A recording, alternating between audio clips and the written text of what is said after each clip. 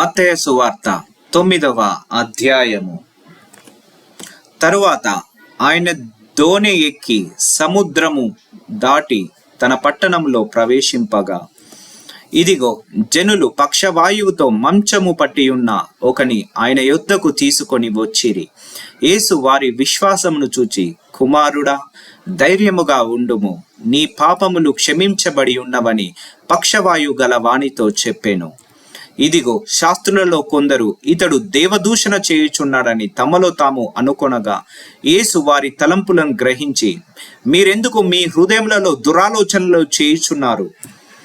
నీ పాపములు క్షమించబడి ఉన్నవని చెప్పుట సులభమా, లేచి నడవమని చెప్పుట సులభమా? అయినను పాపములు క్షమించుటకు భూమి మీద మనుష్య కుమారునికి అధికారము కలదని మీరు తెలుసుకొనవలెను అని చెప్పి, ఆయన పక్షవాయు గలవాణ్ణి చూచి, నీవు లేచి నీ మంచం ఎత్తుకొని నీ ఇంటికి పొమ్మని చెప్పగా, వాడు లేచి తన ఇంటికి వెళ్ళెను. జనులు అది చూచి భయపడి మనుషులకిట్టి అధికారం ఇచ్చిన దేవుణ్ణి మహిమపరిచిరి. యేసు అక్కడ నుండి వెళ్ళుచు సుంకపు మెట్టు నొద్ద కూర్చుండి ఉన్న మత్తయి అను ఒక మనుషుని చూచి, నన్ను వెంబడించుమని అతనితో చెప్పగా, అతడు లేచి ఆయనను వెంబడించెను.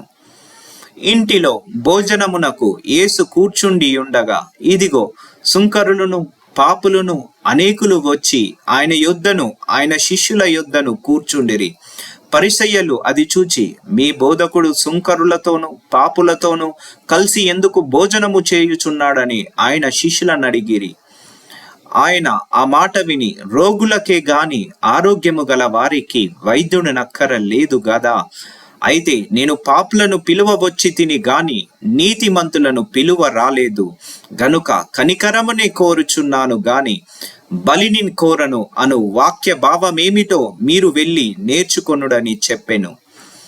అప్పుడు యోహాను శిష్యులు ఆయన యొద్దకు వచ్చి, పరిసయ్యులను మేమును తరచుగా ఉపవాసము చేయుచున్నాము గాని నీ శిష్యులు ఉపవాసము చేయరు, దీనికి హేతువేమని ఆయనను అడగగా, యేసు, పెండ్లి కుమారుడు తమతో కూడా నుండు కాలమున పెండ్లి ఇంటి వారు దుఃఖపడగలరా?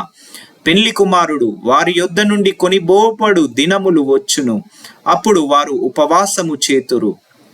ఎవడును పాత బట్టకు కొత్త బట్ట మాసిక వేయడు, వేసిన ఎడల ఆ మాసిక బట్టను వెలితిపరుచును, చినుగు మరి ఎక్కువగును. మరియు పాత తిత్తులలో కొత్త ద్రాక్షారసమును పోయరు, పోసిన ఎడల తిత్తులు పిగిలి ద్రాక్షారసము కారిపోవును, తిత్తులు పాడవును. అయితే కొత్త ద్రాక్షారసమును కొత్త తిత్తులలో పోయుదురు, అప్పుడు ఆ రెండును చెడిపోకయుండునని చెప్పెను. ఆయన ఈ మాటలు వారితో చెప్పుచుండగా, ఇదిగో ఒక అధికారి వచ్చి ఆయనకు మొక్కి, నా కుమార్తె ఇప్పుడు చనిపోయినది, అయినను నీవు వచ్చి నీ చెయ్యి ఆమె తల మీద ఉంచుము, ఆమె బ్రతుకునెను. యేసు లేచి అతని వెంట వెళ్ళెను. ఆయన శిష్యులు కూడా వెళ్ళిరి.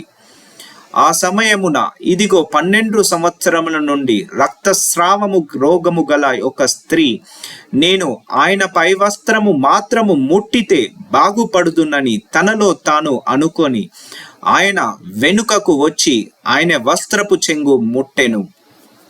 యేసు వెనుకకు తిరిగి ఆమెను చూచి, కుమారి, ధైర్యముగా ఉండుము, నీ విశ్వాసము నిన్ను బాగుపరిచెనని చెప్పగా, ఆ గడియ నుండి ఆ స్త్రీ బాగుపడెను.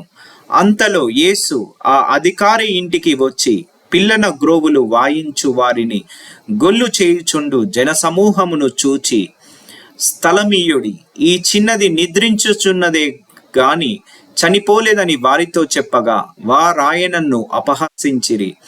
జనసమూహమును పంపివేసి ఆయన లోపలికి వెళ్ళి ఆమె చెయ్యి పట్టుకొనగానే ఆ చిన్నది లేచెను. ఈ సమాచారము ఆ దేశమంతటను వ్యాపించెను.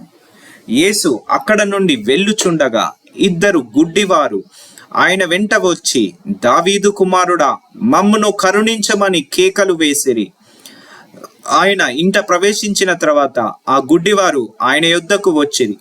యేసు, నేను ఇది చేయగలనని మీరు నమ్ముచున్నారా అని వారిని అడగగా, వారు నమ్ముచున్నాము ప్రభువా అని ఆయనతో చెప్పిరి. అప్పుడు ఆయన వారి కన్నులను ముట్టి, మీ నమ్మిక చొప్పున మీకు కలుగును గాక అని చెప్పినంతలో వారి కన్నులు తెరవబడెను. అప్పుడు యేసు, ఇది ఎవరికి తెలియకుండా చూచుకొనుడని వారికి ఖండితముగా ఆజ్ఞాపించెను. అయినను వారు వెళ్ళి ఆ దేశమంతటా ఆయన కీర్తి ప్రచురము చేసిరి. యేసును ఆయన శిష్యులను వెళ్ళుచుండగా కొందరు దయ్యము పట్టిన ఒక మూగవాణ్ణి ఆయన యొద్దకు తీసుకొని వచ్చిరి. దయ్యము వెళ్ళగొట్టబడిన తరువాత ఆ మూగవాడు మాటలాడగా జనసమూహములు ఆశ్చర్యపడి, ఇజ్రాయేలులో ఇలాగు ఎన్నడూను కనబడలేదని చెప్పుకొనిరి. అయితే పరిసయ్యులు, ఇతడు దయ్యముల అధిపతి వలన దయ్యములను వెళ్ళగొట్టుచున్నాడని చెప్పిరి. యేసు వారి సమాజ మందిరములలో బోధించుచు, రాజ్య సువార్త ప్రకటించుచు, ప్రతి విధమైన రోగమును, ప్రతి విధమైన వ్యాధిని స్వస్థతపరచు సమస్త పట్టణముల యందును గ్రామముల యందును సంచారము చేసెను. ఆయన సమూహములను చూచి వారు కాపరిలేని గొర్రెల వలె విసికి చెదిరి ఉన్నందున వారి మీద కనికరపడి, కోత విస్తారమే కానీ పనివారు కొద్దిగా ఉన్నారు గనుక తన కోతకు పనివారిని పంపుమని కోత యజమానుని వేడుకొనుడని తన శిష్యులతో చెప్పెను.